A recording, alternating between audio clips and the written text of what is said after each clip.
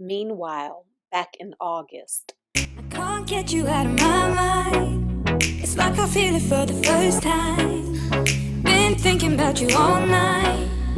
I've been searching for this all my life. All right, so the Ghost and Good Times Girl tour is a walk-in tour. I love it. So this is Ophelia Cockburn. I'm Ophelia Cockburn. And she is our You're gonna meet guide. my friend Trixie Turner later. Okay. And then, after that you'll meet the head madam, Madam Anya Johnson. Ooh. Fun We'll have to name. figure out a name for you by the end of the day. Let's do this. Let's imagine that it's 1897. It's July 17th. You're in Seattle, Washington.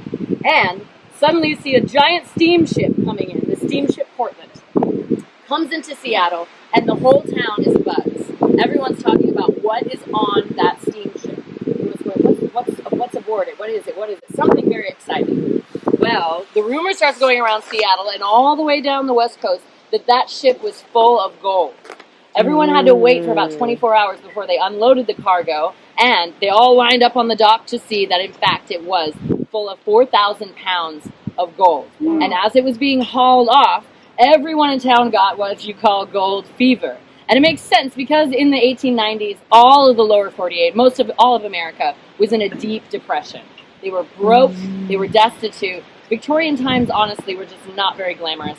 And everyone was hungry and needed money. And they were wanting adventure, too. Some of us need adventure in our lives.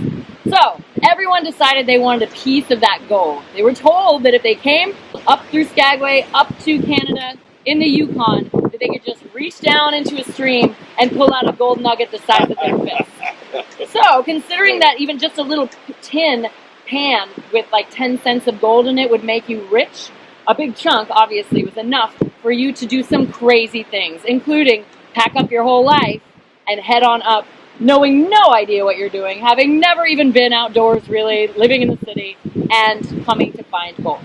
So, of that 40,000 left, there were about 4,000 that actually discovered any kind of gold, and there were only about 10 that would consider themselves rich.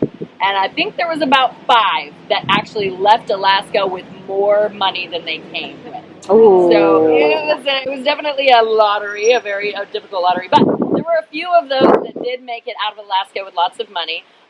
Mr. Pantages started a theater franchise, many theaters. But my favorite was Mr. John Nordstrom. You might know Mr. John. Yeah. Love that Nordstrom. And especially now that I'm an Alaskan gal, because in Alaska, it's really hard to get free shipping or just shipping in general, and especially free returns. Like, that just doesn't happen. But Mr. Nordstrom, may he rest in peace, made sure that us Alaska girls get all of our fancy items, like our lipsticks and our perfumes and our clothes can come up here free shipping, and if we don't like it, we can ship it back. So, bless him! I want you, every time we cross the street, to look all the way to the right. You're welcome. And all the way to the left. And then you're going to strut and shimmy. Alright? Let me see you. Let me see you do it. Strut. Oh, girl, yes. Come on, strut. Yes! Shimmy, shimmy. Mary's got it in the back. Oh, yes, ladies. Melissa, sweet Melissa, come on. All right, welcome to the historic Skagway Inn. As I was telling him, it's a special place in my heart because it was the first place I landed here, and I stayed in one of these haunted poorhouse rooms. Now, this was the biggest brothel in Skagway. There were 6 of them. This was the big one. There were 12 rooms, and each of the rooms had a lady's name painted over the top of the door. Now, what's your name? Patrick. Okay, Patrick. So let's imagine that you were one of those miners, and you found out you have to carry all of your crap all the way over the hill and then back, and you do that every day. You're always out on the trail.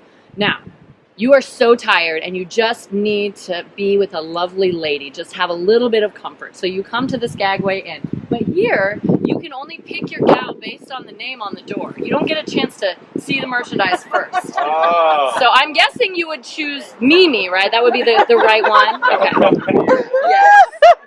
So, you would then knock on Mimi's door. She would open it wide. You would see her stunning blue eyes and her ginger hair and her beautiful skin. And you would say, oh my God, you're like my dream angel. And you would spend maybe 15 minutes, maybe half hour, however much money you got with her.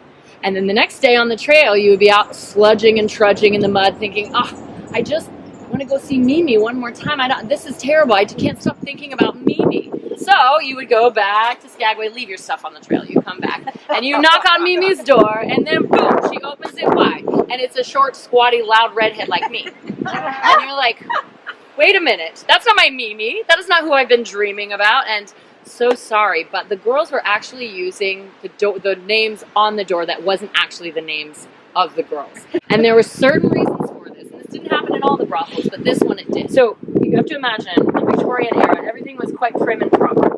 Long skirts, you didn't show much skin. And the most tantalizing thing you could do was flash a little bit of ankle.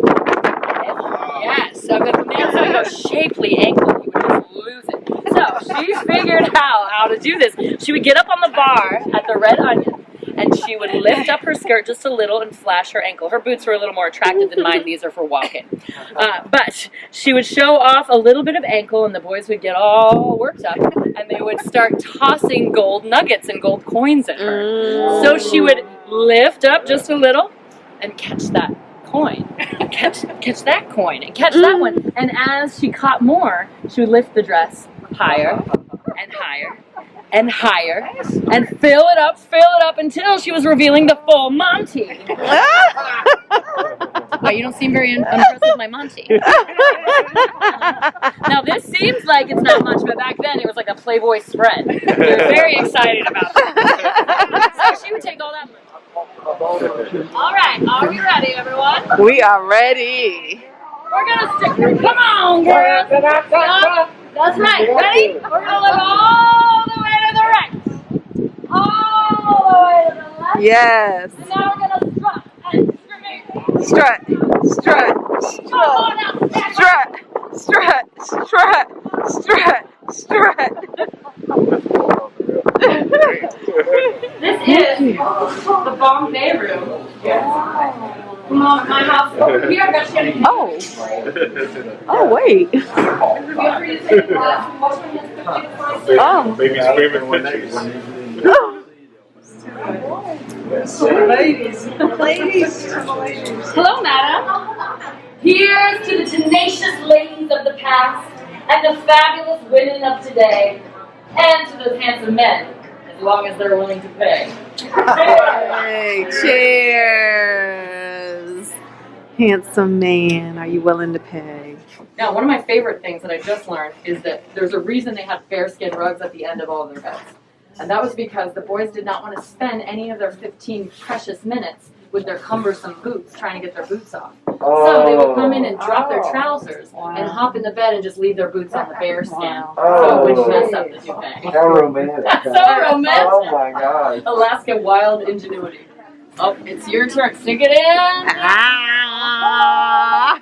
Thank you. Oh, wait, we need her madam name. Hold on, it's coming. Oh. It's coming to me. Oh, My madam name. what is it going to be? Oh man, why am I going blank right now? I know.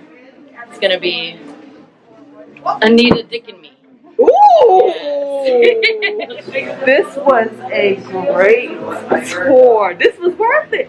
$50. This was the cruise tour, which I've never had great experiences with cruise tours, but this one was worth it. This was good.